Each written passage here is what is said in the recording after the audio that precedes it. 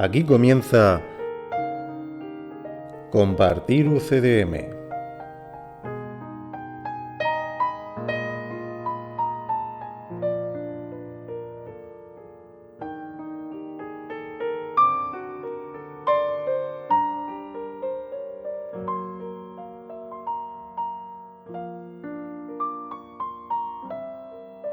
Bienvenidos a Compartir UCDM Podcast,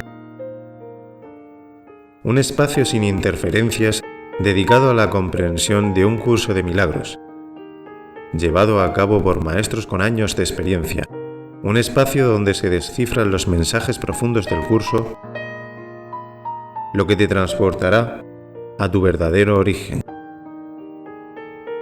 Un espacio donde se revelarán los misterios más ocultos de la existencia. Bienvenidos una vez más a Compartir UCDM.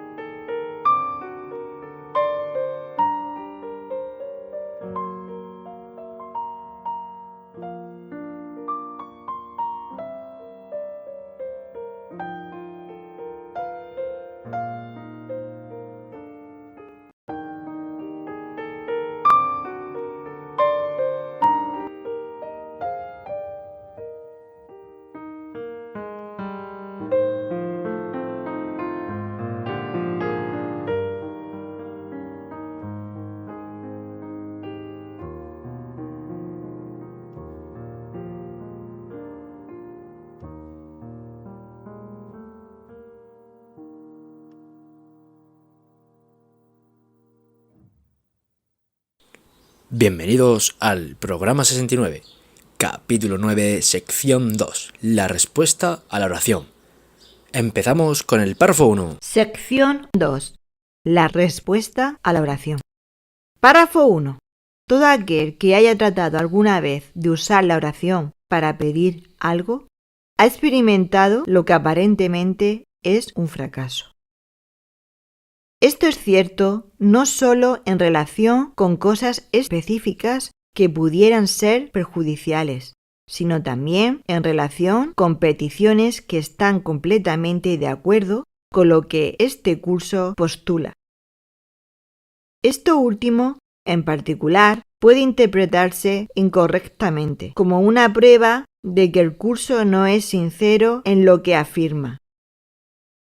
Tienes que recordar, no obstante, que el curso afirma y repetidamente que su propósito es ayudarte a escapar del miedo. En la oración 1, como que estás pidiendo y al mismo tiempo estás esperando pruebas y al final no sucede lo que tú estás pidiendo. Entonces crees que es un fracaso o que ha habido un fracaso porque lo que tú has pedido no ha sido correspondido, aparentemente. Por ejemplo, cuando pedimos algo al Espíritu Santo y Él ve que no estamos preparados para lo que pedimos, pues Él no nos lo da. De momento, un ejemplo de ello. Estamos en la cocina y un niño pequeño nos ve cómo cortar el queso con el cuchillo y quiere hacerlo. Él también, porque nos ve a nosotros. Pero nosotros vemos que no le podemos dejar el cuchillo porque no está preparado para eso, porque se podría cortar. Aunque esté el niño toda la tarde llorando porque quiere el cuchillo, el papá sabe que el niño no está preparado para coger el cuchillo. En el punto 2 te dice, en líneas generales, que la sensación de fracaso se puede sentir después de pedir cosas del mundo o para cosas del curso, ¿no? Por ejemplo, una semana esperando un Ferrari y no le viene, o pidiéndole al Espíritu Santo ve la situación de otra forma y no le viene. Porque en las dos maneras quieres ver pruebas, no las ves temporalmente y haces un chantaje. Entonces, si no lo veo, no lo creo y te enfadas contigo mismo cuando el curso te dice que tengas un poco de paciencia y de fe, porque es seguir para adelante y confiar. Por eso te pones a llorar como el niño que le han quitado el cuchillo, porque creemos que si vemos con los ojos del cuerpo lo que pedimos, es real. Pero si no estás preparado para verlo o si no es bueno para ti, el Espíritu Santo no te lo va a dar. Y aquí en la oración 4 es como si el curso parece que tiene que dar explicaciones para demostrar lo bueno que es para nosotros. Por ejemplo, cuando nos invitan a una casa a comer y nos pone esa persona lo mejor que puede y de todo, entonces nosotros vamos a esa casa, criticamos lo que tiene y no le agradecemos el gesto, ni tenemos educación. Y encima de todo, el dueño de la casa tiene que darnos explicaciones y pedirnos disculpas para que nosotros nos sintamos bien por no habernos puesto un manjar diferente al que nos ha puesto esa persona. Y todo es porque no sabemos agradecer y no sabemos apreciar el regalo de otra persona. Y esto sucede con el curso, cuando dudamos del mensaje del curso de milagros. Es como el ejemplo que hemos puesto del niño que quiere el cuchillo. Entonces, como el padre no lo quiere ver llorar, sería absurdo que el padre le diera golosinas para que dejara de llorar. No tiene sentido. Él no está preparado para coger el cuchillo, no pasa nada porque llore. Igual que si alguien dice que este curso es una tomadura de pelo. Entonces, no importa, no está preparado. No es su momento y hay que aceptarlo. Resumen del párrafo 1. Todos los que alguna vez han tratado de pedir algo por la oración, fracaso han experimentado. Esto es cierto no solo con lo que te es perjudicial, también con lo que el curso suele enseñar. Debes recordar que su propósito es del miedo escapar. Párrafo 2. Supongamos, pues, que lo que le pides al Espíritu Santo es lo que realmente deseas, pero aún tienes miedo de ello. Si ese fuese el caso, obtenerlo ya no sería lo que deseas. Por eso es por lo que algunas formas específicas de curación no se logran, aun cuando se haya logrado el estado de curación. Un individuo puede pedir ser curado físicamente porque tiene miedo del daño corporal. Al mismo tiempo, si fuese curado físicamente, la amenaza que ello representaría para su sistema de pensamiento podría causarle mucho más miedo que la manifestación física de su aflicción. En ese caso, no estaría pidiendo realmente que se le liberase del miedo, sino de un síntoma que él mismo eligió. Por lo tanto, no estaría pidiendo realmente ser curado. Pues así es. A veces parece que el cielo que nos quiere hacer regalos, pues le seguimos poniendo peros. Aquí nos pone un supuesto en el párrafo 2 y es que le pedimos al Espíritu Santo a medias. Es decir, todo empieza bien, como el ejemplo de cuando nos invitan a comer y luego criticamos a esa persona. Bueno, pues supongamos que, tomando ese mismo ejemplo, en esa casa donde nos invitan, pues son de alto nivel, como el mundo considera estas cosas, y nosotros, que siempre hemos tenido un pensamiento en contra de los ricos, por ejemplo, pues vamos a esa casa, nos invitan a comer, y por un lado queremos hacerlo porque hay un asunto que queremos tratar, pero por otro lado no sabemos muy bien si ha sido una buena idea aceptar esa invitación. Y a media comer, pues en lugar de la parte que nos ha llevado allí y donde deseamos que haya concordancia, pues de repente sale la otra parte, la que siempre ha prejuzgado, y le decimos, pues mira, el caviar se lo come tu señora abuela. ¿Qué te has pensado? Que yo soy inferior a ti porque no tengo tu nivel, etcétera, etcétera. Bueno, en realidad no hay nada de eso, pero como nosotros venimos con un prejuicio y con una idea de que estamos separados y de que pertenecemos a un nivel inferior y cosas extrañas de ese tipo, pues la otra persona que de forma honesta nos ha invitado a su casa y solo tiene el propósito de que haya acuerdo y de llevarse bien y nos ha tratado como a un ser humano, bueno, pues en vez de apreciar el regalo, nosotros lo estamos prejuzgando a nuestra manera y siempre tirando de pasado. Bueno, pues en un ejemplo así, parece que hemos ido a esa casa con una intención de llegar a acuerdos, pero luego ha salido otra parte de nosotros que tiene miedo a ese proceso y arranca y critica y sale de allí pues enfadado, ¿no? Bueno, lo mismo pasa con la sanación desde el punto de vista del curso. El curso, si tú pides sanación, todo empieza bien. El problema está en que mientras siga adelante la parte de nosotros que desea ser sanado, todo va bien. Pero cuando sale la parte que tiene miedo a esa sanación, pues interfiere en el trabajo del Espíritu Santo. Y cuando no le dejamos totalmente el proceso en su totalidad en manos del Espíritu Santo, pues obstaculizamos, y el Espíritu Santo, en el momento que detecta que hemos dado un giro y que ya no seguimos la idea original, el Espíritu Santo sabe que tiene que apartarse y dejarnos hacer lo que queramos hacer. Pero claro, se ha cambiado el rumbo totalmente, ¿no? 180 grados. Y el Espíritu Santo acepta que se interrumpa todo. O sea que hemos empezado con un deseo de sanación, pero no hemos dejado que ello ocurra. Entonces llega un momento en el que lo que dice la línea 2, pues lo vemos, ¿no? Si seguimos adelante, al final vamos a conseguir lo que en el fondo tenemos miedo, ¿no? Si lo obtenemos, al final no es lo que queremos, porque por un lado lo queremos, pero por otro lado tenemos miedo. Y tener miedo significa que no queremos que ocurra. Eso es tener miedo. Entonces, si le prestamos más atención al miedo, pues no ocurre, porque el miedo significa que en el fondo no queremos que ocurra. Si alguien, pongamos un caso de una persona que le detectan cáncer por un lunar que cambia de color y que incluso tiene alguna metástasis, el médico le dice que hay que intervenir ya y no saben si a esa persona se lo curarán o no, y la persona acude al vecino que ha escuchado que hace el curso de milagros y espera un milagro de ese vecino. Pero lo que está esperando es que esa situación a la que le tiene miedo y también le tiene miedo a la muerte, pues desaparezca, ¿no? Pero claro, es que para esta persona que pide sanación, no sabe lo que está pidiendo, porque no conoce la sanación del curso. Y en esa casa, el vecino le dice, muy bien, vamos a empezar por los miedos que tienes. Por ejemplo, hemos estado hablando y parece que tienes miedo a la muerte, tienes miedo al aspecto físico o incluso si tienen que quitarte un trozo de carne. Todo eso es lo que tienes pendiente. Entonces hay que empezar por ahí, por superar esos miedos y todo lo demás viene a continuación. Y esta persona dice, no, déjate de miedos y de historias, que tengo un cáncer y tienes que quitarme esto. Bueno, todo empieza bien, con una intención de sanación, pero a mitad de camino la persona está empezando a obstaculizar, ¿no?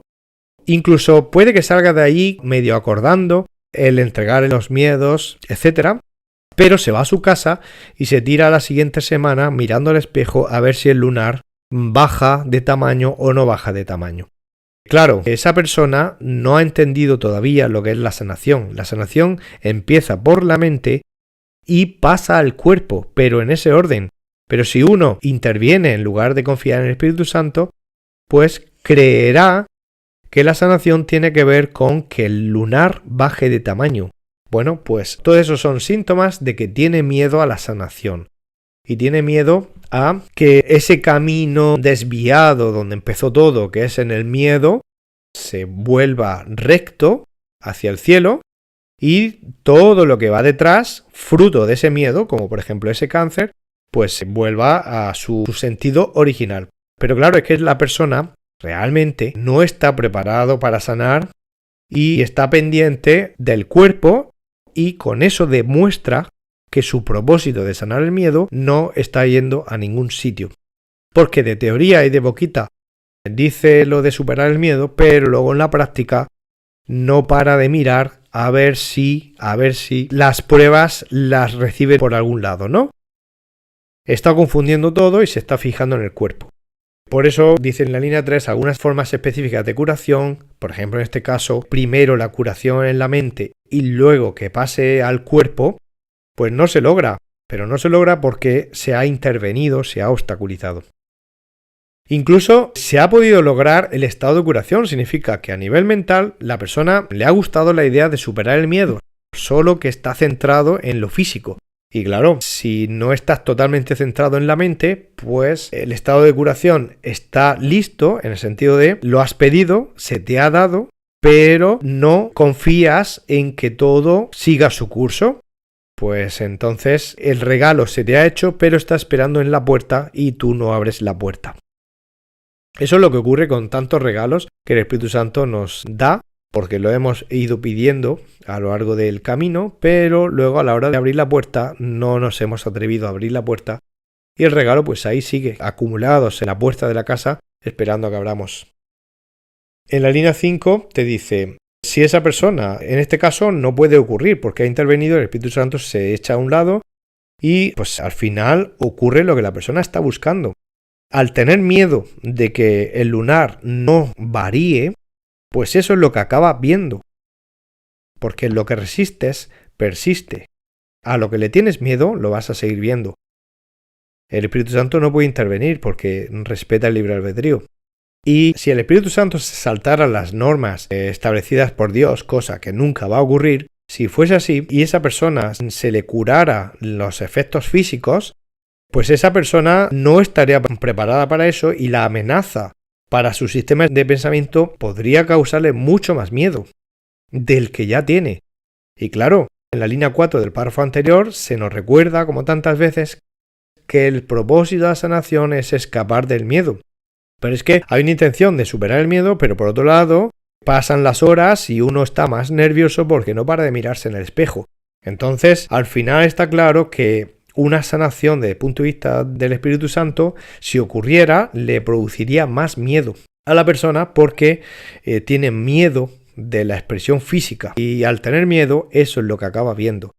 Siempre afuera se proyecta lo contrario de lo que deseamos porque el miedo es lo que no deseamos y eso es lo que se proyecta. Línea 6. Entonces, si esa persona va al vecino a que le ayude a sanar el problema, pero interviene y no se deja ayudar, en realidad, aunque lo diga y aunque prometa voy a estar 2 días pensando en que no quiero el miedo a la muerte ni miedo a la enfermedad, aunque lo haya dicho, realmente no está en esa dirección, está más bien pendiente de un síntoma que él mismo eligió, un lunar en este caso. Por lo tanto, no estaría pidiendo realmente ser curado, estaría pidiendo que el lunar desaparezca, pero que no haya curación. Eso es lo que se produce en el mundo. En el mundo, como uno, por ejemplo, no quiere tener conciencia del miedo a la enfermedad, uno quiere ver con los ojos que parezca que el cuerpo está sano, pues uno elige cualquier magia en el mundo que le traiga eso.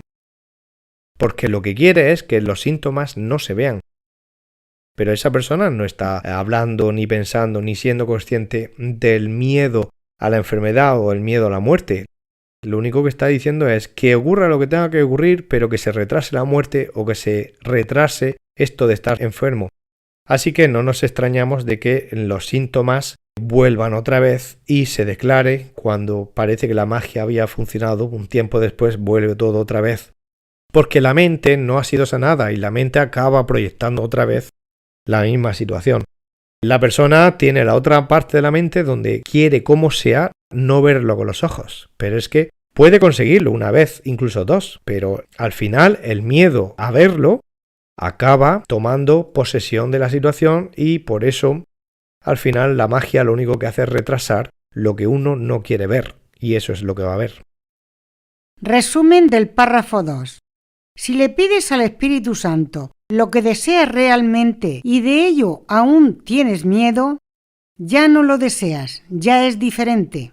Un hermano que físicamente quiere curar, por tener miedo del daño corporal, podría causarle más miedo su curación que la manifestación física de su aflicción, en cuyo caso no pide del miedo curación, sino de un síntoma que él mismo eligió. Párrafo 3. La Biblia subraya que toda oración recibirá respuesta, y esto es absolutamente cierto. El hecho mismo de que se le haya pedido algo al Espíritu Santo garantiza una respuesta.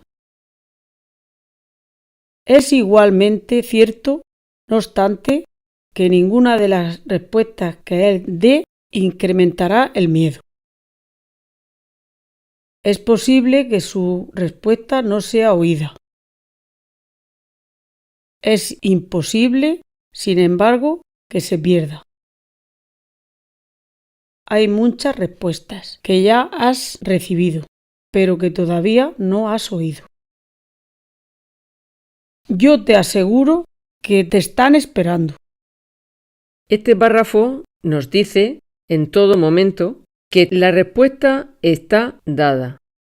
Los regalos están dados y están esperando a que abras la puerta para poder oírlos o verlos y poder recibirlos. La oración 7 nos dice: yo te aseguro que te están esperando. Pero claro, tenemos obstáculos mentales. Por ejemplo, no confiar y no creer lo que te está diciendo, que te están esperando ahí, que tienes que abrir la puerta.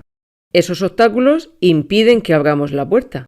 Por ejemplo, con la idea del sacrificio y creer que todo requiere esfuerzo y que no es tan fácil como aquí lo dice, ese ya es un obstáculo para que no abras la puerta, al menos de momento.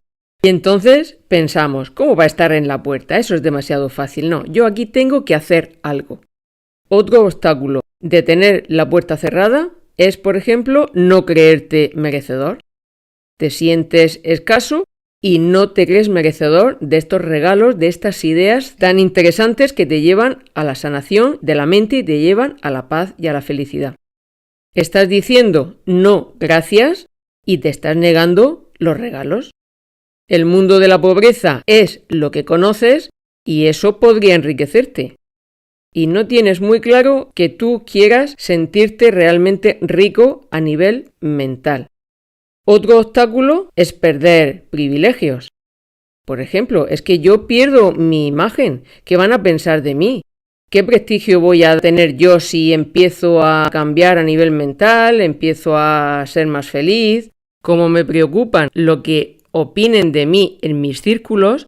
Si a mí realmente empiezan a verme que sonrío más, que me muestro más feliz, más tranquilo, ¿qué van a pensar de mí? Probablemente que estoy perdiendo la cabeza y ya no me van a querer más. También puedo pensar que pierdo privilegios económicos. Por ejemplo, si por un síntoma que yo tenga en el cuerpo resulta que me han dado una paga y yo sano la mente, lo cual me parece muy bien, y resulta que el síntoma físico que tenía a continuación también desaparece, puedo perder un privilegio económico porque me habían dejado una paga y a lo mejor eso no me interesa. Otro obstáculo es la desconfianza, la falta de fe. Puede ser que yo tenga un arranque y decir: venga, sí, voy a sanar la mente, pero de pronto empiezo a dudar y digo: pero bueno, ¿con quién estoy hablando yo? ¿Con el Espíritu Santo? ¿Pero esto qué es? Me van a tomar por loco. Y entonces lo que hacemos es dar otra vez la vuelta hacia nuestras ideas anteriores y ya no queremos seguir avanzando. El regalo se ha concedido, pero está detrás de la puerta. Otro obstáculo es los apegos. Cuando tenemos apegos a algo material, pues creemos que lo vamos a tener que dejar. El deseo nos puede y no tenemos voluntad para renunciar a algo que nos ha costado mucho trabajo y esfuerzo conseguir, pero que es perjudicial. Un ejemplo de muchos médicos que fuman, cuando ellos son defensores de la salud, del cuerpo, y en cambio no ejercen su voluntad para dejar de fumar porque el apego y la adicción es mucho mayor, o a beber. Otro obstáculo es la creencia en la culpa. Esa creencia hace que pensemos: voy a seguir sufriendo un poco más, voy a ser castigado un poco más, no voy a abrir todavía la puerta. Y el curso te dice: podrías decretar que existe solamente la inocencia, que eres totalmente inocente y todo quedaría cancelado y la puerta abierta. Pero queremos un poco más de castigo. Por tanto, ahora no voy a abrir la puerta, mañana. Nuestro propósito es sanar todos estos obstáculos para abrir la puerta. Sin embargo, el ego obstaculiza, nos plantea que esos obstáculos sigan estando ahí, está agarrado a la puerta y quiere impedir que abramos la puerta. Todo depende de nuestra voluntad. Resumen del párrafo 3.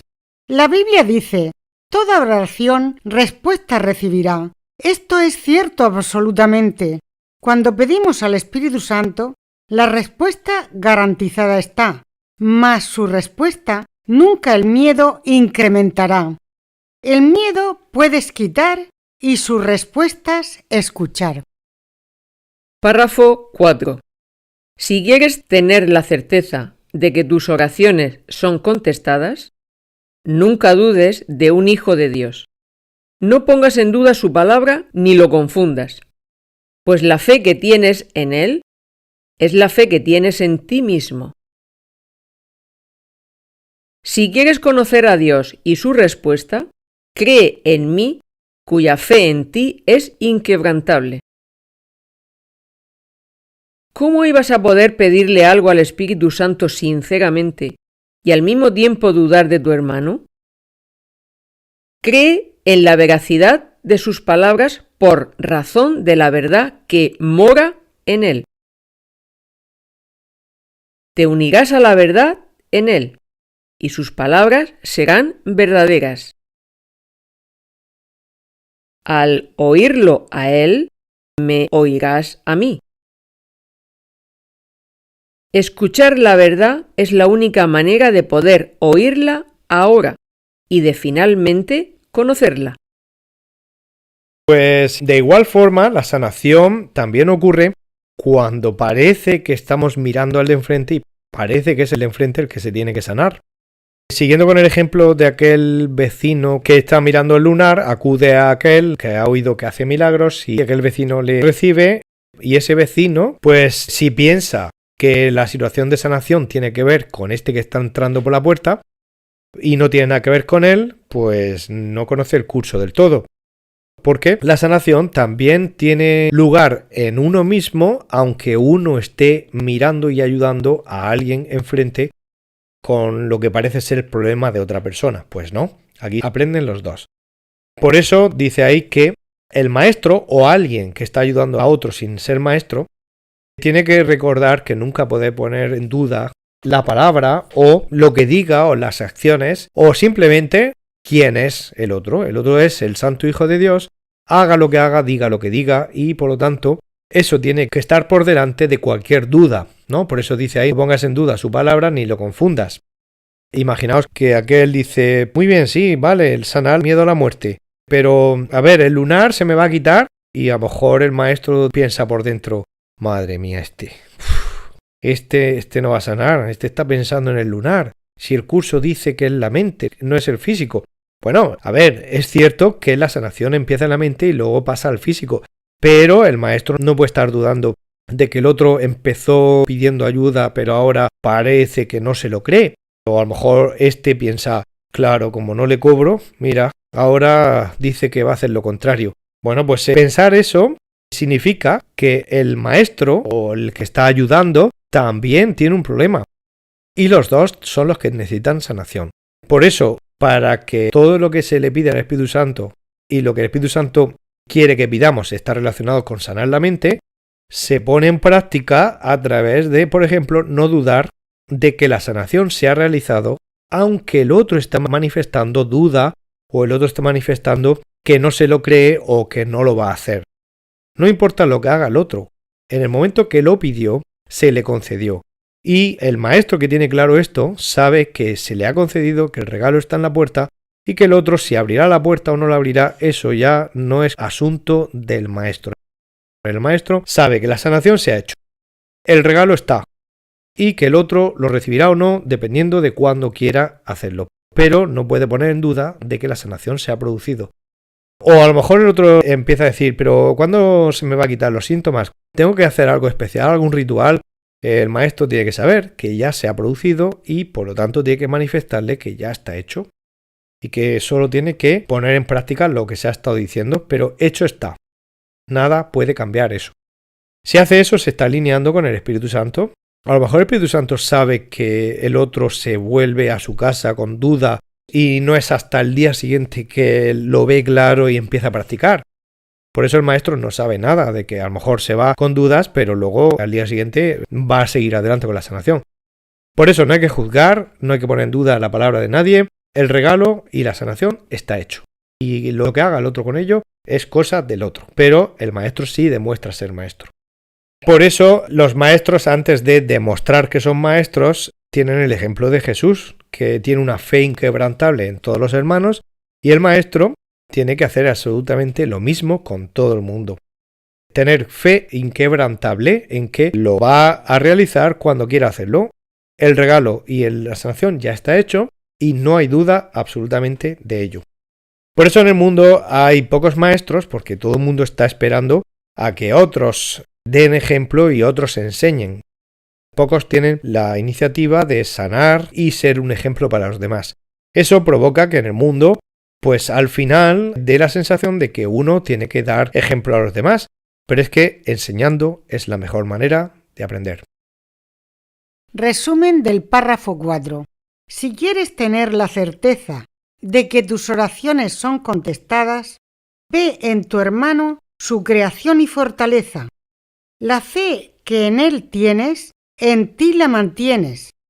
Te unirás a la verdad en él y sus palabras serán verdaderas.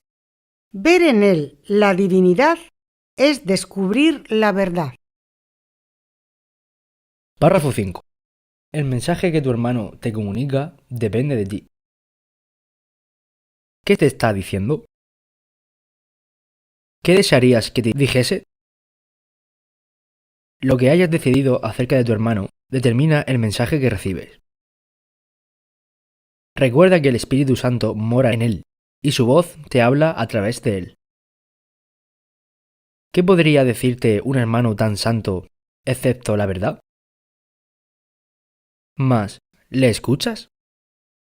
Es posible que tu hermano no sepa quién es, pero en su mente hay una luz que sí lo sabe. El resplandor de esta luz puede llegar hasta tu mente, infundiendo verdad a sus palabras y haciendo posible el que las puedas oír. Sus palabras son la respuesta que el Espíritu Santo te da a ti. ¿Es la fe que tienes en tu hermano lo suficientemente grande como para permitirte oír dicha respuesta?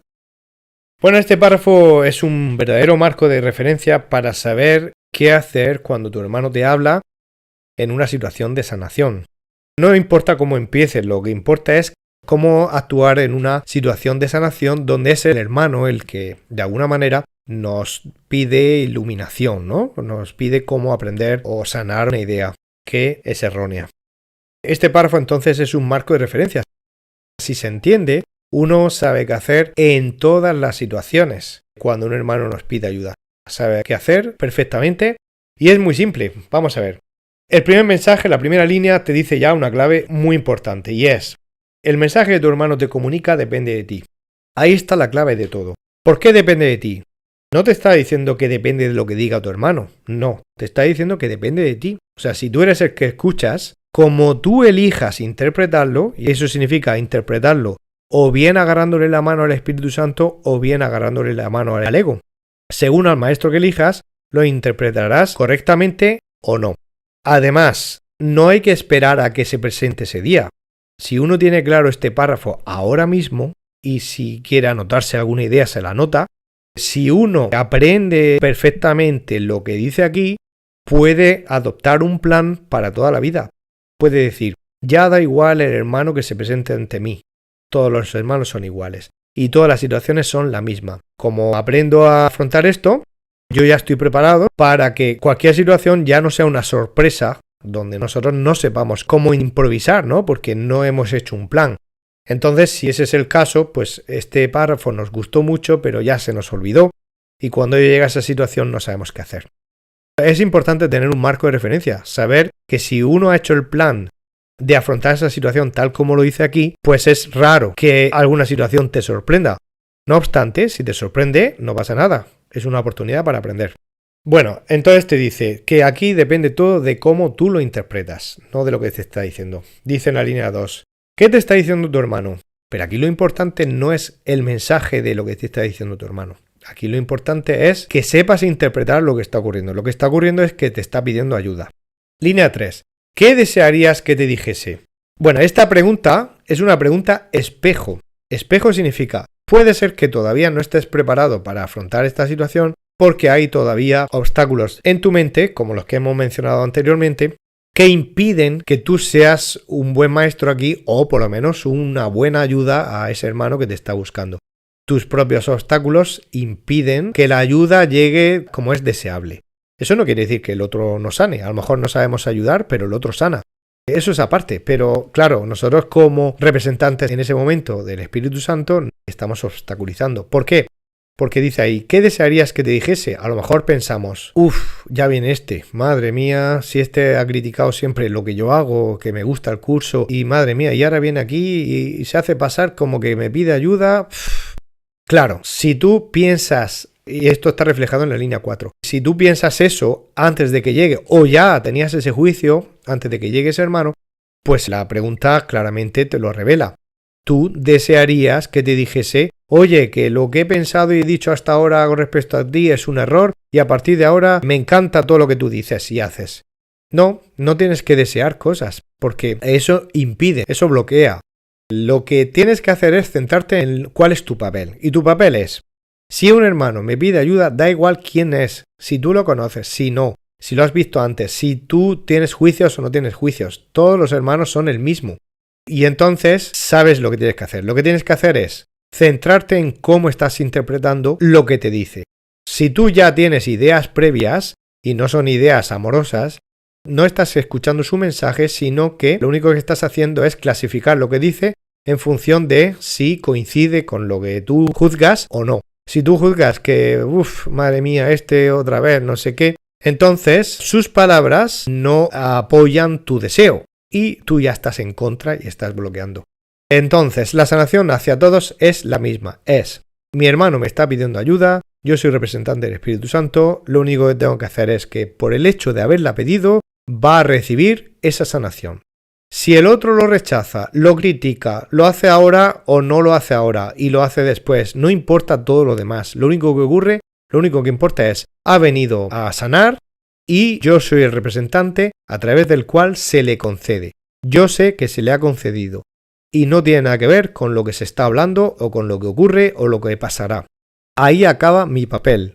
Y así es como acabamos entendiendo este párrafo. Por ejemplo, te dice en la línea 5 que ahí empezarás a ver el Espíritu Santo que mora en él y verás que el Espíritu Santo te está hablando a través de él. No es exactamente lo que dice, las palabras exactas de él, sino que al haber elegido mirarlo de esa manera, entonces verás que el Espíritu Santo te habla a través de él y no son exactamente las palabras que pronuncia. Por lo tanto, tiene que ver todo con cómo lo estás interpretando y si pones en práctica esta forma de sanación o no la pones en práctica. A lo mejor hasta ahora no lo hacías, pero aquí lo que está en juego es si a partir de ahora y para siempre estás dispuesto a que el pasado se quede borrado y venga a partir del presente un futuro totalmente nuevo que te libera a ti y que ayuda a otros a que se liberen. Entonces, claro, ves una luz en él, ves que ese resplandor te llega hasta ti, ves la verdad de sus palabras, no es exactamente lo que está diciendo o pronunciando en el exterior, sino lo que hay más allá. Puede que a lo mejor el otro esté diciendo: pues yo no lo veo así, yo he venido a ver si quieres colaborar conmigo para intentar ir contra aquel político y vamos a ver si lo hundimos. Y he venido a buscarte como aliado. ¿Me apoyas? A lo mejor estamos escuchando eso. Y nosotros ignoramos ese mensaje y nos centramos en: el Santo Hijo de Dios ha venido a pedir algo y no sabe lo que está pidiendo. Bueno, estupendo, pero yo no entiendo nada de lo que me está diciendo en el sentido de que no es amoroso su mensaje. Pero es que a mí me da igual eso. Yo me estoy quedando con quién es y que ha pedido ayuda y se le concede. Y eso es lo que hago yo. Ser representante de aquel que lo concede. Eso queda concedido, para mí eso queda ahí y no me importa si su mensaje es amoroso o no. No estoy centrado en eso. Así es como sabemos ver y así es como sabemos ayudar y no interferir con el Espíritu Santo que viene a ayudar a ese hermano y a nosotros también. Si ya lo hemos aprendido, pues ya estamos alineados con el Espíritu Santo, y si nosotros no lo habíamos aprendido, pues ya estamos practicando cómo se va en la misma línea que el Espíritu Santo. Por eso en la última pregunta te dice: en todos los hermanos que están por venir, porque no tienes que esperar a que vengan para saberlo. Tú ya puedes contestar esta pregunta y puedes hacerla parte de tu plan para el futuro, para siempre, independientemente de quién venga. ¿Tu fe en cualquier hermano es lo suficientemente grande como para permitir oír la respuesta del Espíritu Santo? Pues esa es la práctica que toca a partir de ahora, y haciendo este plan para siempre, en todos los casos, no hay forma de interrumpir o de obstaculizar el papel de sanación de Dios aquí en nuestro mundo. Párrafo 6. No puedes rezar solo para ti, de la misma manera en que no puedes encontrar dicha solo para ti. La oración es la reafirmación de la inclusión, dirigida por el Espíritu Santo de acuerdo con las leyes de Dios. En tu hermano reside tu salvación. El Espíritu Santo se extiende desde tu mente a la suya y te contesta. No puedes oír la voz que habla por Dios solo en ti, porque no estás solo. Y su respuesta va dirigida únicamente a lo que eres. No podrás saber la confianza que tengo en ti a no ser que la extiendas. No tendrás confianza en la dirección que te ofrece el Espíritu Santo o no creerás que es para ti a menos que la oigas en otros. Tiene que ser para tu hermano por el hecho de que es para ti. ¿Habría acaso creado Dios una voz que fuese solo para ti? ¿Cómo podrías oír su respuesta, excepto cuando el Espíritu Santo responde a todos los hijos de Dios? Oye de tu hermano lo que quisieras que yo oyese de ti, pues tú no querrías que yo fuese engañado. El párrafo 6 nos quiere decir que para poder aprender, nosotros tenemos que enseñar a los demás. Y que es igual para ambas partes. Es decir, la otra persona llegará un momento donde aprenderá y también enseñará y él pues aprenderá lo que enseñará también. Lo que hay que aprender primero es a estar de acuerdo en que hay que sanar los obstáculos que nos impiden percibir correctamente y la segunda fase es percibir correctamente a todos los hermanos como el perfecto Hijo de Dios, independientemente de lo que hablen o bueno, lo que te cuenten o lo que hagan con sus acciones. Y eso igual que se aprende, se enseña. E igual que se enseña, se aprende. No hay que esperar a sanar totalmente para empezar a enseñar. Se debería empezar a enseñar antes, aunque tú no lo sepas, porque enseñando es como lo vas a aprender. Entonces, se aprendería mucho más rápido si tú lo enseñas. La sanación es para todos. Mi hermano da igual lo que hable. Da igual si es mi hermano el que está hablando o soy yo el que está hablando. Los dos tenemos que sanar. El orden no importa, si soy primero yo o el otro. Lo importante es que yo me centre en sanar yo y aplicar las ideas que ponen en los párrafos anteriores. Porque así es como se presenta en este mundo. Parece individual porque es que la experiencia es individual. Nosotros decidimos sanar nosotros y los demás lo harán cuando ellos quieran. La sanación se ocurre cuando nuestro hermano nos pide ayuda y otra cosa es cuando él esté dispuesto a abrir la puerta para recibir los regalos. Que eso ya no es asunto de nuestra experiencia. Nuestra experiencia se limita a que nuestro hermano viene a pedirnos ayuda y nosotros sabemos que la sanación ha sido garantizada en ese momento. Otra cosa es cuando nuestro hermano decida experimentarla. Ahí ya no entramos nosotros. Pero esto no contradice de lo que decíamos de que todo el mundo sana. El orden da igual porque al final uno enseña a otro. Si lo sabes, enséñalo y si no lo sabes, también. Enséñalo, sabiendo que puedes aprender también al mismo tiempo. Y eso se le aplica a todo el mundo. Y por otro lado, esta igualdad rompe los esquemas de cómo se mira en el mundo. Porque claro, en el mundo importa mucho el orden en cómo se presenta y los niveles.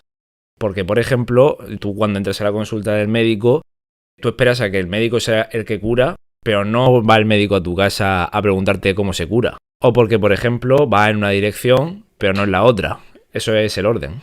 Pero también nivel porque se considera que el que sabe es el médico y que tú eres el que no sabes. Otro ejemplo sería el del psicoterapeuta, que cuando el paciente entra a su consulta, pues lo que el mundo piensa es que es el terapeuta el que ayuda al otro, pero nadie esperaría la imagen de que es el terapeuta el que se tumba y le dice al otro, tengo esto que sanar, cuántas sesiones necesito y cuánto me va a costar, ¿no? Es impensable.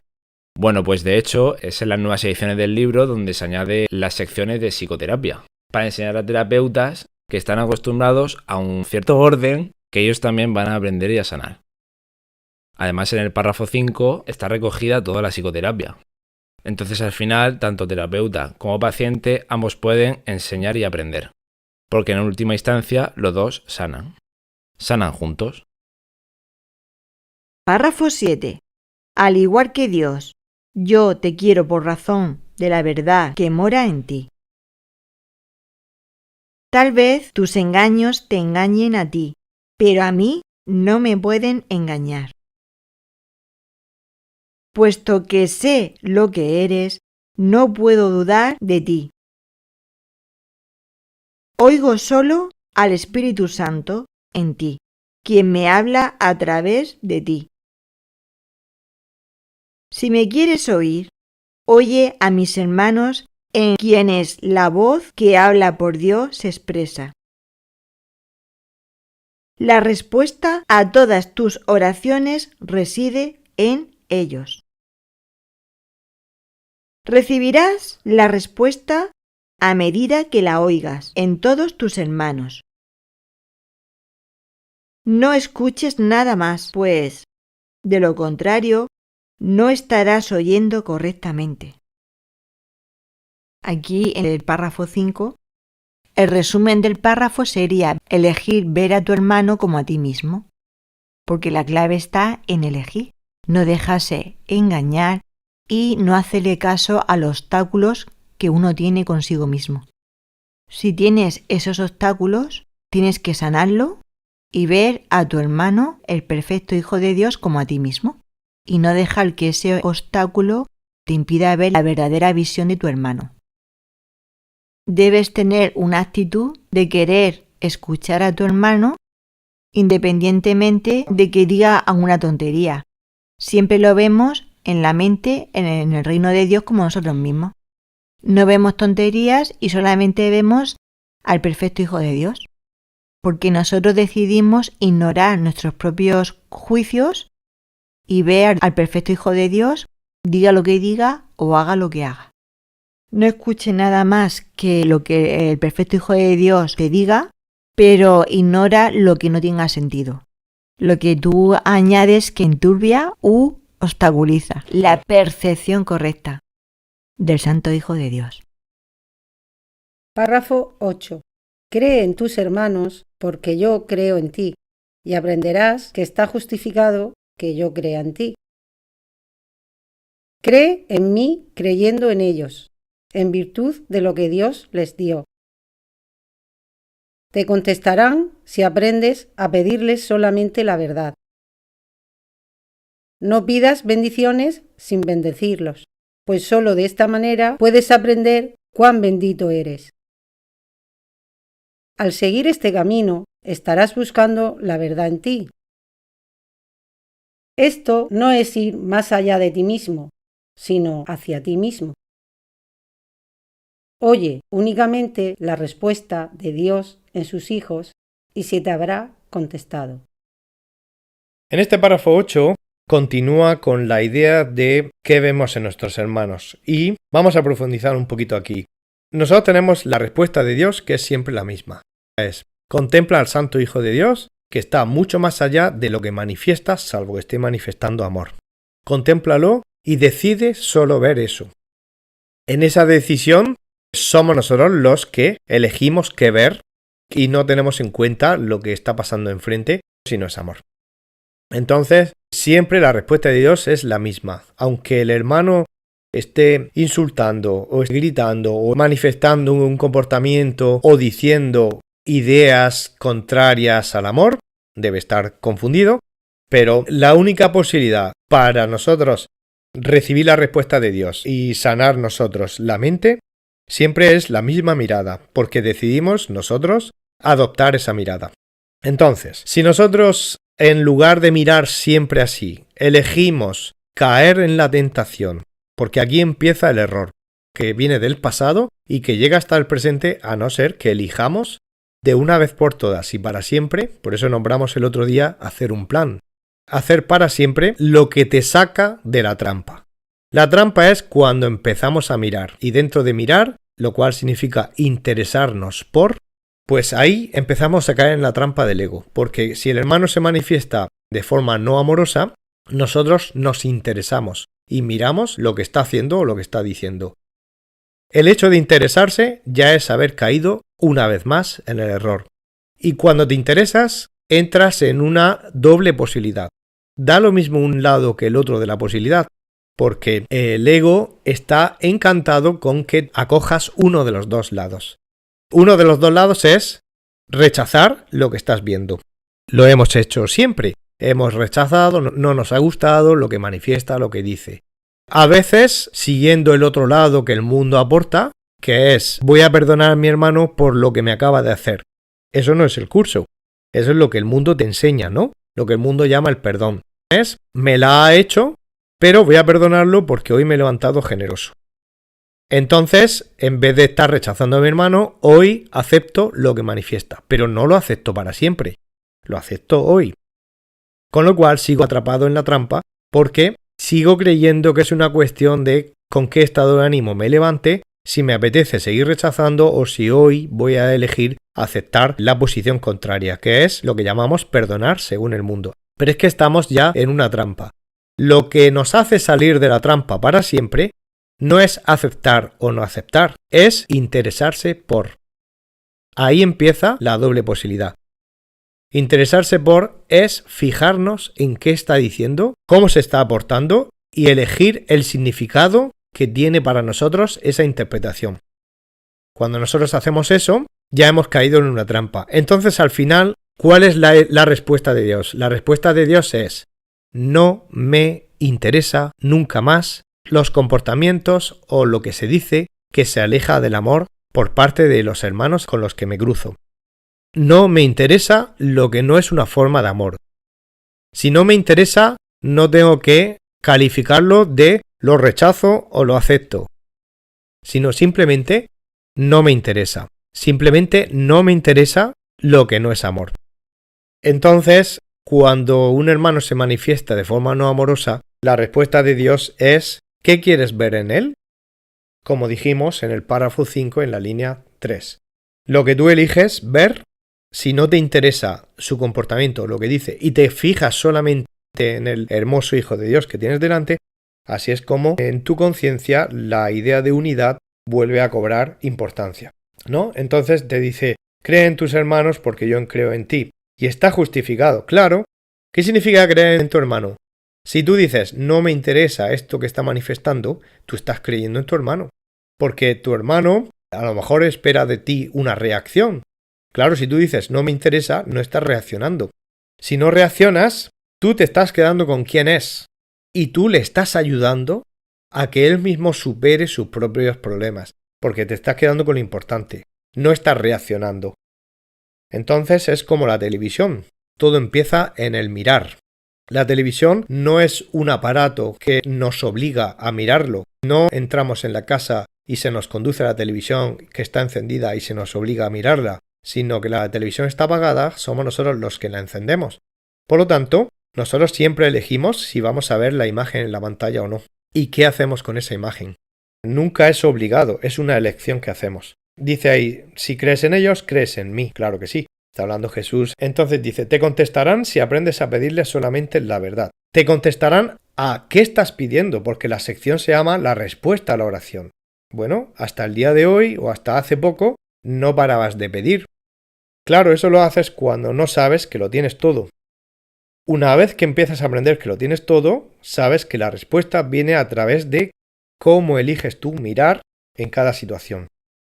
En la línea 4, si alguien se siente muy culpable, si tiene miedo, seguramente está pidiendo las bendiciones del cielo. Está pidiendo alguna luz que le ayude a salir porque él mismo se siente muy atrapado y además él mismo quiere controlar el proceso de salida de ese infierno que está sintiendo. Cuanto más confundido está uno, más cree que tiene que controlar ese proceso.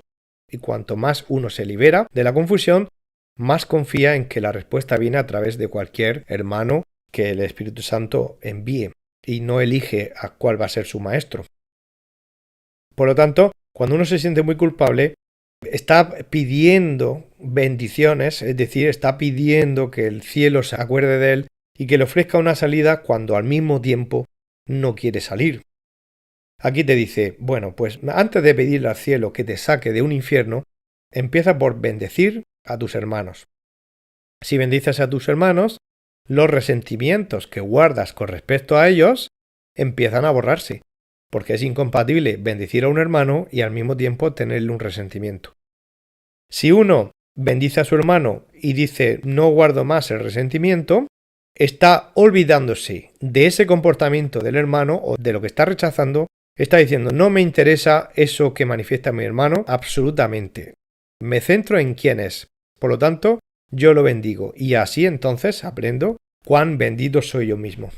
Así se encuentra uno la verdad dentro de uno. Aquí nos está diciendo, si al final vas a encontrar la verdad, lo que pasa es que te estoy enseñando cómo se supera el obstáculo que tienes dentro y lo estás proyectando afuera. Ese obstáculo se manifiesta en forma de un hermano con un comportamiento no amoroso. ¿Cómo superas el obstáculo que tienes dentro? Ignora ese comportamiento. Di, de aquí en adelante no me interesa nunca más mirar los comportamientos que se alejen del amor. No me interesa, solo me interesa ver a cada uno de mis hermanos como amorosos independientemente de cómo se manifiestan. Ahí es donde volvemos hacia nosotros mismos, no más allá de nosotros mismos porque eso es imposible. Más allá es como algo separado de nosotros. Volvemos hacia nosotros mismos y así es como escuchamos la respuesta de Dios, que es la verdad, y por eso es siempre la misma respuesta que te saca del pozo en el que te encuentras. Resumen del párrafo 8. Yo creo en ti. Cree en tus hermanos como algo muy cercano. No pidas bendiciones sin antes bendecir. Encontrarás ocasiones al este camino seguir, pues la verdad en tu interior está. Párrafo 9. No creer es estar en contra o atacar. Creer es aceptar y también ponerse de parte de aquello que aceptas. Creer no es ser crédulo, sino aceptar y apreciar.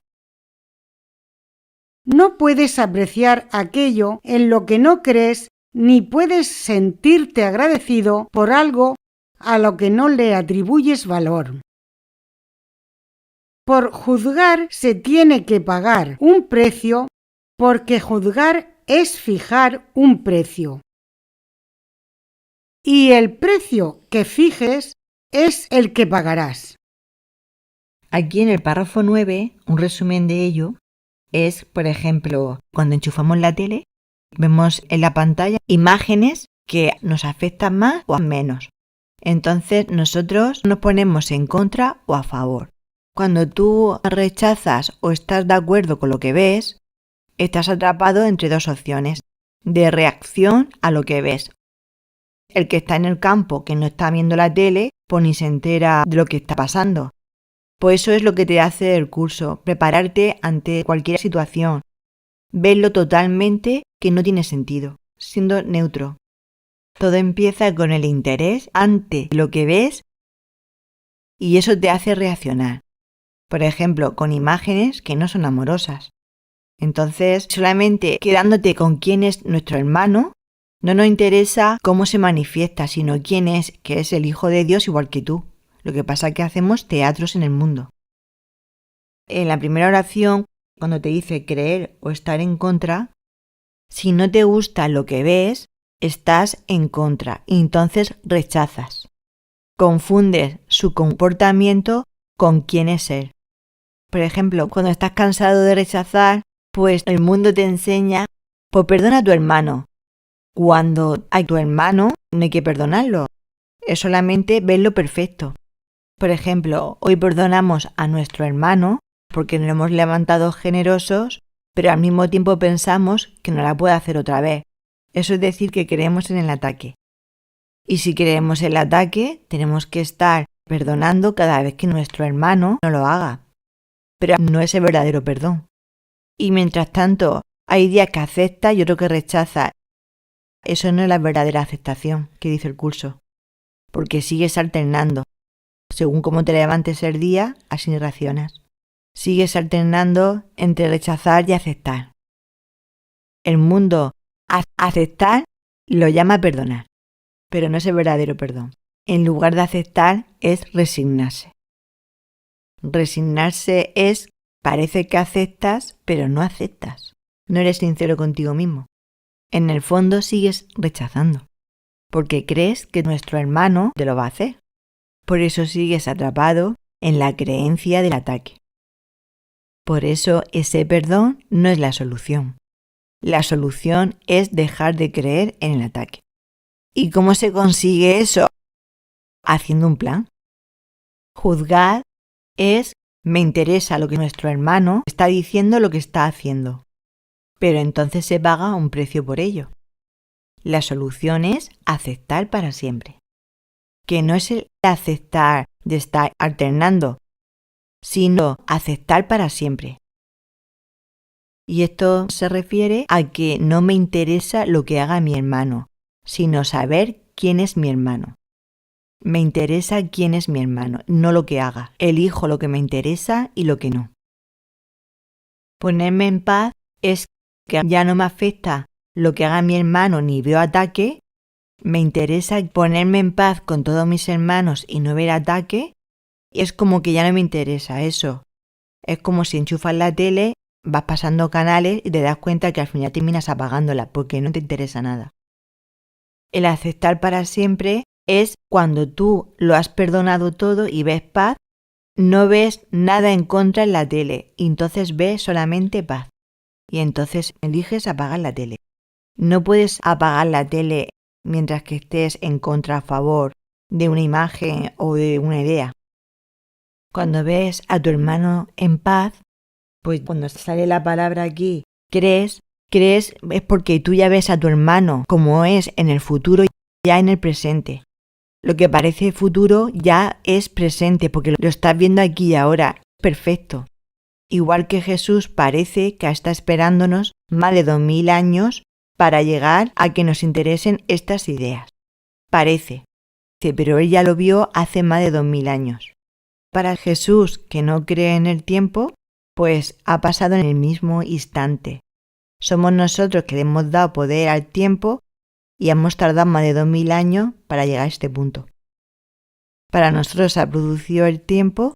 Cuando tú ves lo que parece en el futuro en el presente, tú ya ves a tu hermano perfecto, como es en el futuro ya en el presente.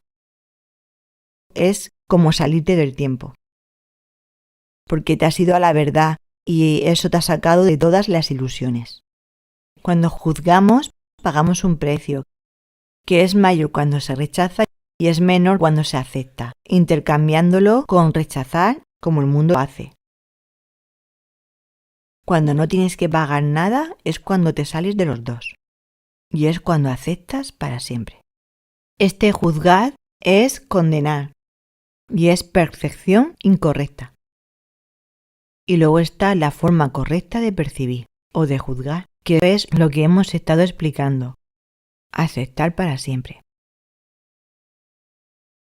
Párrafo 10. Si pagar se equipara con obtener, fijarás el precio bajo, pero exigirás un alto rendimiento. Te habrás olvidado de que poner precio es evaluar, de tal modo que el rendimiento que recibes es directamente proporcional al valor atribuido. Por otra parte, si pagar se asocia con dar, no se puede percibir como una pérdida, y la relación recíproca entre dar y recibir se reconoce. En este caso, se fija un precio alto debido al valor del rendimiento. Por obtener hay que pagar un precio. Se pierde de vista lo que tiene valor, haciendo inevitable el que no estimes lo que recibes. Al atribuirle poco valor, no lo apreciarás ni lo desearás. En la oración 1 dice, si pagar se equipara con obtener, es decir, pagar es dar, y dar en el mundo es para obtener. ¿Es una inversión? Entonces, ¿qué se hace aquí en el mundo? Pues que fijas un precio bajo, es decir, das poco, pero vas a exigir un alto rendimiento, porque le has dado más valor a la idea de obtener que a la de dar. Y entonces alto rendimiento significa recibir mucho. Y significa también que dar tiene poco valor. La oración 2 dice, te habrás olvidado de que poner precio es evaluar. Evaluar es juzgar. Si juzgas, puedes hacerlo desde la escasez o desde la abundancia. Pero continúa diciendo la oración, de tal modo que el rendimiento que recibes es directamente proporcional al valor atribuido. Es decir, todo lo que se ha dicho anteriormente se basa en el sistema del ego y es el sistema que aceptamos.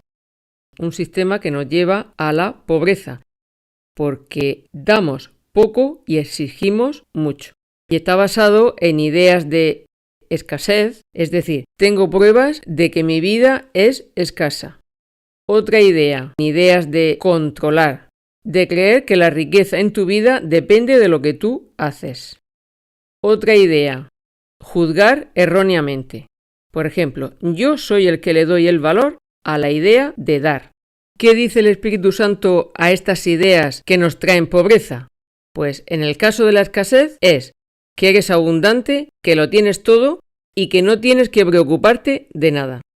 Esto nos lleva a la segunda idea que hemos dicho de querer controlar.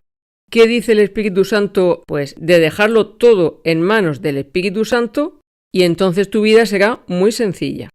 Y con respecto a la idea de juzgar erróneamente, el Espíritu Santo nos dice que aprendamos a juzgar correctamente y entonces cambiaremos el valor que le damos a la idea de dar.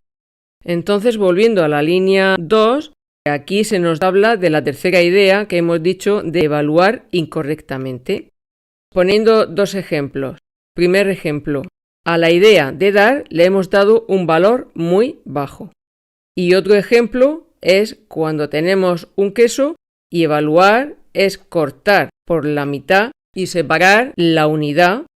Y ahora dar y recibir son dos mitades separadas, donde una mitad es muy importante y la otra hay que evitarla. Eso es un error. Y entonces continúa la frase diciendo lo que nos dice el Espíritu Santo para salir de estas ideas erradas. Nos dice, de tal modo que el rendimiento que recibes es directamente proporcional al valor atribuido. Si nosotros le damos a la idea de dar mucho valor, es decir, si das mucho, recibes mucho. Si das poco, recibes poco. Es proporcional. Podemos pensar que aquí el dar se está refiriendo a términos económicos, que también, pero nos referimos a ideas, siempre estamos dando. Y depende de la conciencia que tengamos y lo que hayamos sanado. Daremos pobreza o daremos abundancia. Si damos alegría, pues recibimos alegría porque dar y recibir es lo mismo. Si por dentro estás triste, das tristeza. Siempre estamos dando. En la oración 3 seguimos con las ideas del Espíritu Santo para salir de estas ideas de pobreza. Y nos dice que si pagar se asocia con dar, pues esto no es una pérdida. Cuando das, no pierdes. Lo que haces es ganar y recibir, de manera proporcional. De manera que dar y recibir se reconocen como una unidad. Y esto es contrario a juzgar y a partir la unidad en dos. En la oración 4 te dice que en este caso, es decir, cuando ya reconoces que dar y recibir es lo mismo, se fija un precio alto debido al valor del rendimiento. Es decir, conforme ya sanas mente y tienes conciencia de lo que es dar, entonces sí que quieres dar mucho, porque sabes que tiene un alto rendimiento, que recibes mucho. Ahora sí que apetece dar. En la oración 5 vuelve a hablarnos de obtener. Si hemos partido el queso en dos mitades y no quieres la mitad de dar y estás muy interesado por recibir y no quieres dar, entonces dice que tienes que pagar un precio y el precio es la pobreza. Recibes la mitad del queso y se pierde de vista lo que tiene realmente valor. Así es, y hay más consecuencias de esta forma equivocada de ver. Por ejemplo, te dice ahí en la línea 6 que al atribuirle poco valor al dar, hace que no lo aprecies ni lo desees. Y consecuencias que van unidas a esto. Por ejemplo, al dar le hemos dado un valor muy bajo, por lo tanto, si nos hacen un regalo, le damos poco valor al regalo. Si nos regalan algo, directamente vamos a desconfiar. Y esto tiene implicaciones. Por ejemplo, si Dios pretende darnos tesoros en forma de palabras que te devuelven los tesoros que ya tienes en la mente, pues la primera respuesta es de desconfianza, porque no es posible que nos estén dando tesoros y no se nos pida nada a cambio. Esto nos lleva a otra idea descabellada de este sistema de pensamiento que no tiene ningún sentido.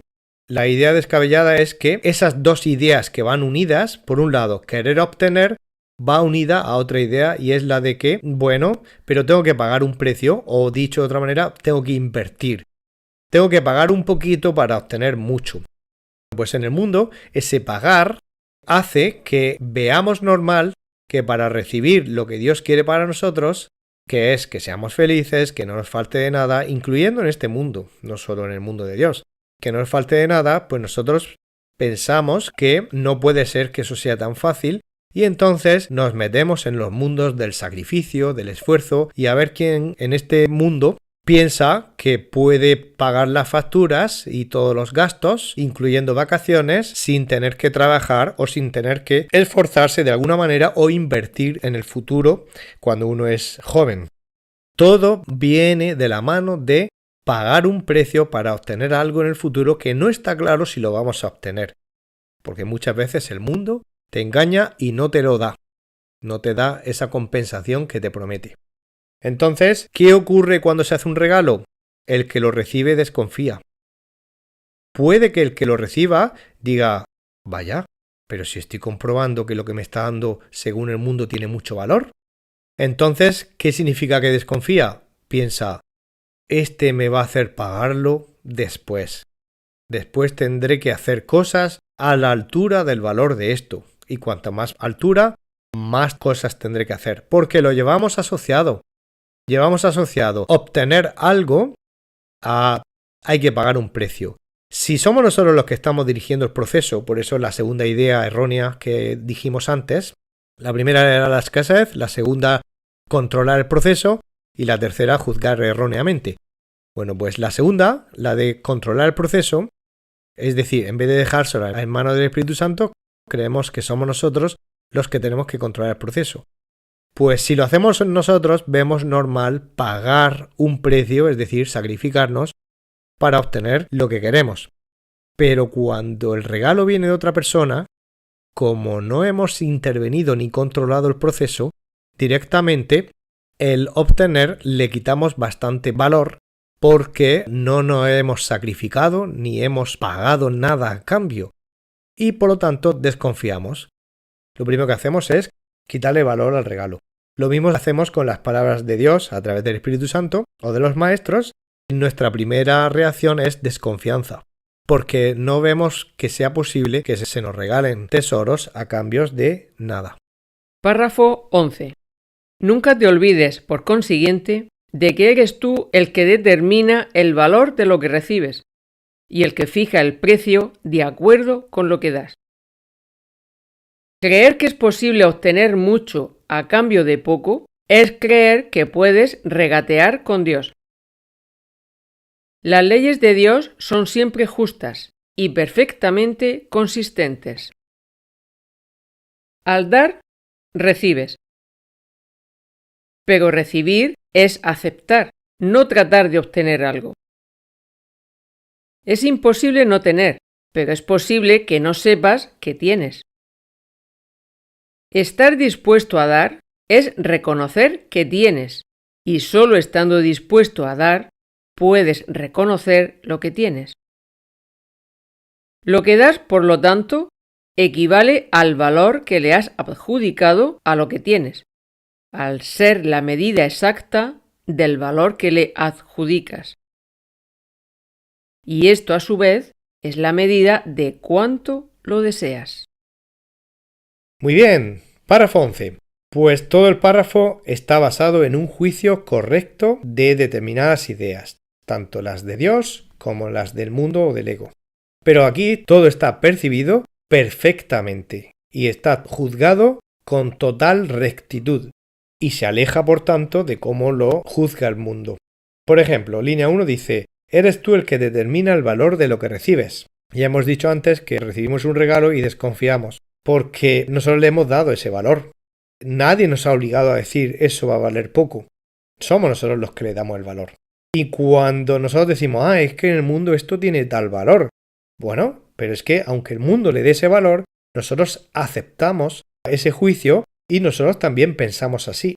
Así que al final eres tú el que determina el valor de lo que recibes.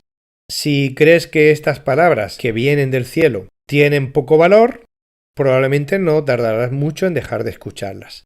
Y si crees que tienen valor o mucho valor, continuarás escuchando. Eres tú el que siempre determinas.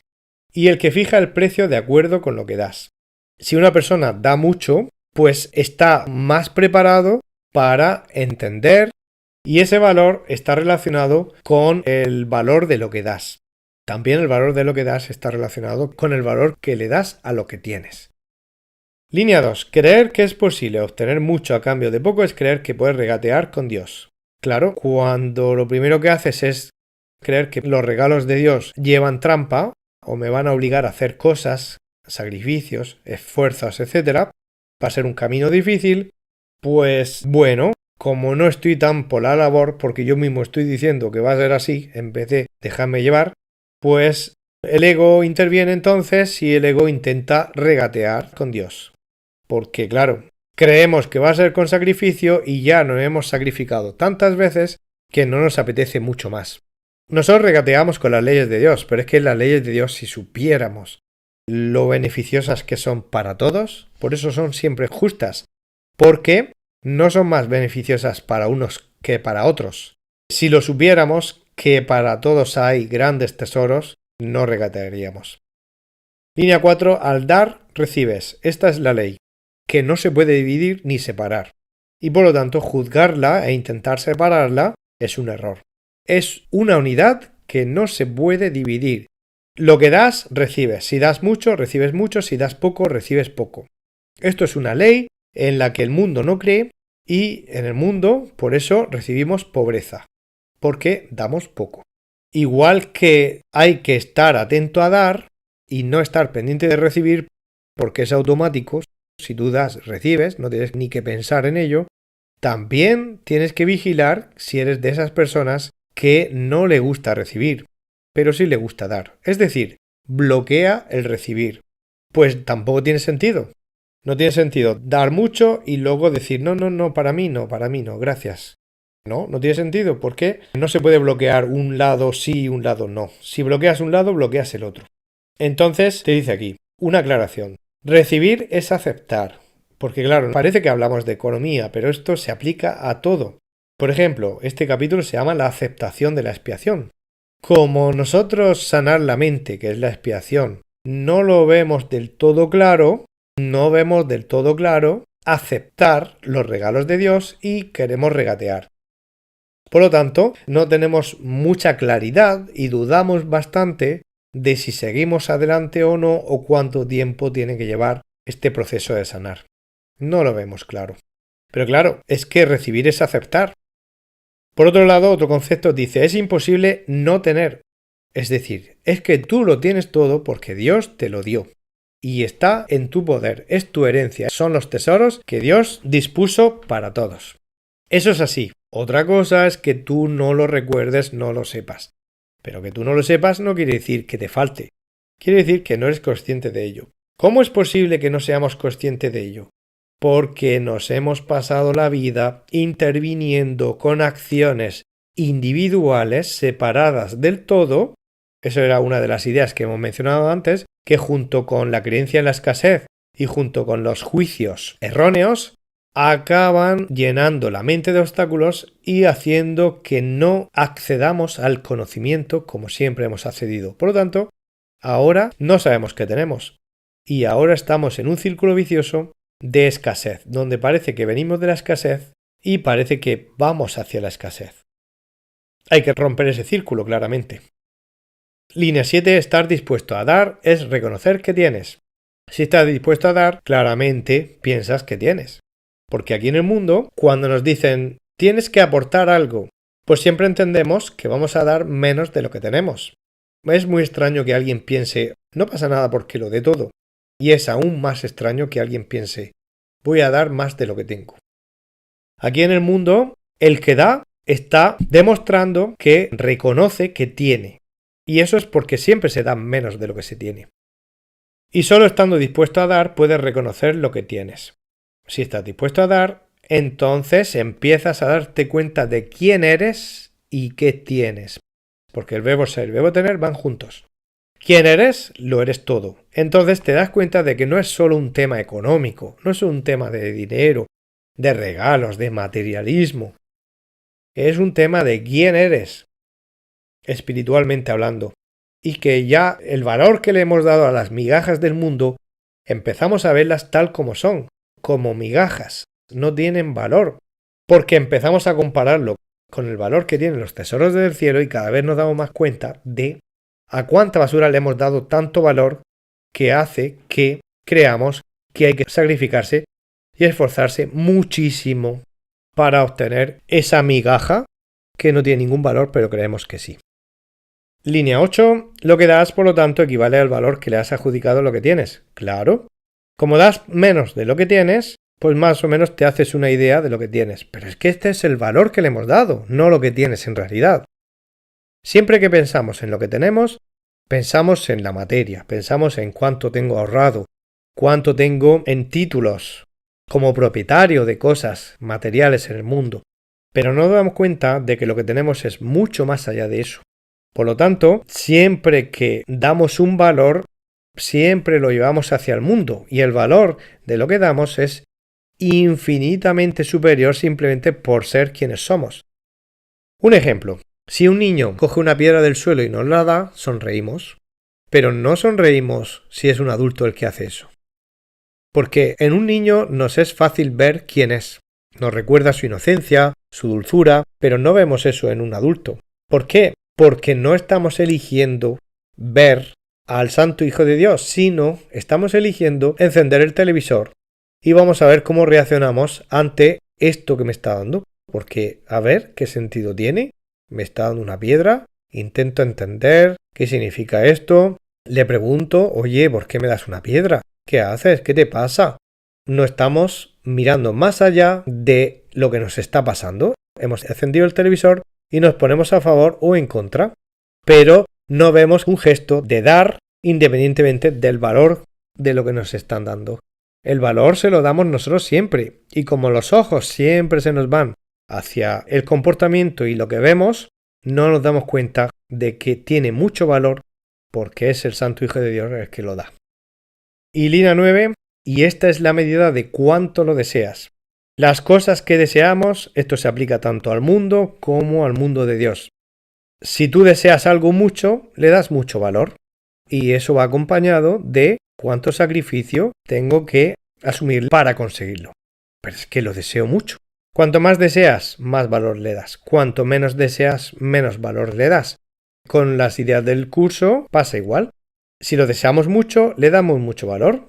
Y eso significa que vemos con una gran precisión, en lugar del camino del pasado que nos trae hasta aquí.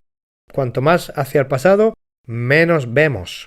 Entonces tenemos un problema de vista, un problema de percepción, y cuanto más deseas lo de Dios, mejor vista tienes, mejor percepción, más correcta es. Y cuanto más confundido y atraído hacia el sistema que te trae pobreza del mundo, más lo deseas, más sacrificio te trae y más pobreza acabas experimentando. Resumen del párrafo 11. De lo que recibes, tú determinas el valor. Creer en mucho obtener y poco ofrecer es pensar que con Dios vas a regatear. Párrafo 12. Así pues, solo puedes pedirle algo al Espíritu Santo dándole algo, y solo puedes darle algo allí donde lo reconoces. Si reconoces al Espíritu Santo en todos, imagínate cuánto le estarás pidiendo y cuánto habrás de recibir. Él no te negará nada porque tú no le habrás negado nada a Él, y de este modo podrás compartirlo todo. Esta es la manera y la única manera de disponer de su respuesta, porque su respuesta es lo único que puedes pedir y lo único que puedes desear. Dile, pues, a todo el mundo: puesto que mi voluntad es conocerme a mí mismo, te veo a ti como el Hijo de Dios y como mi hermano. Bueno, llegamos al último párrafo de esta sección, la respuesta a la oración, y la respuesta a la oración es la llave del reino. porque recuperamos la conciencia de quién somos y de todo lo que tenemos si conseguimos la llave. Y conseguir la llave es lo que le estamos pidiendo al Espíritu Santo. Su respuesta, su guía para sanar la mente es la llave del reino y de todos sus tesoros. Entonces, el Espíritu Santo te lo da todo a través de esa llave. Entonces, con esa llave se te da todo y el Espíritu Santo te pide solo una cosa, y es que reconozcas al Espíritu Santo en todos tus hermanos, porque es una forma de compartir todo el reino, todo lo que tú tienes y eres. Compartir significa que eres consciente de la unidad de todos. Por eso es lo único que te pide el Espíritu Santo y lo que te hace que recibas la llave. Él no te negará nada, porque la llave es la llave de todo el reino, y tú no le habrás negado nada a Él para recibir esa llave. Esta es la única manera de recibir su respuesta, viendo al Santo Hijo de Dios en cada uno y dejando de interesarnos por lo que manifiesta, lo que dice, lo que hace, quedándonos siempre con quién es el que está detrás. Y todo esto conduce a las últimas líneas que representan lo que le puedes decir a todo el mundo en tu interior. Puesto que mi voluntad es conocerme a mí mismo, te veo a ti, Santo Hijo de Dios, como mi hermano. Viéndote como mi hermano, me conozco a mí mismo. Resumen del párrafo 12. Puedes al Espíritu Santo pedir si estás dispuesto a dar. En todos los hermanos está el ser, solo lo has de reconocer. Ya te puedes imaginar cuánto has de recibir y cuánto tú puedes dar. Así todo vas a compartir. En mis hermanos al Espíritu Santo ver. Es la forma de a mí mismo conocer.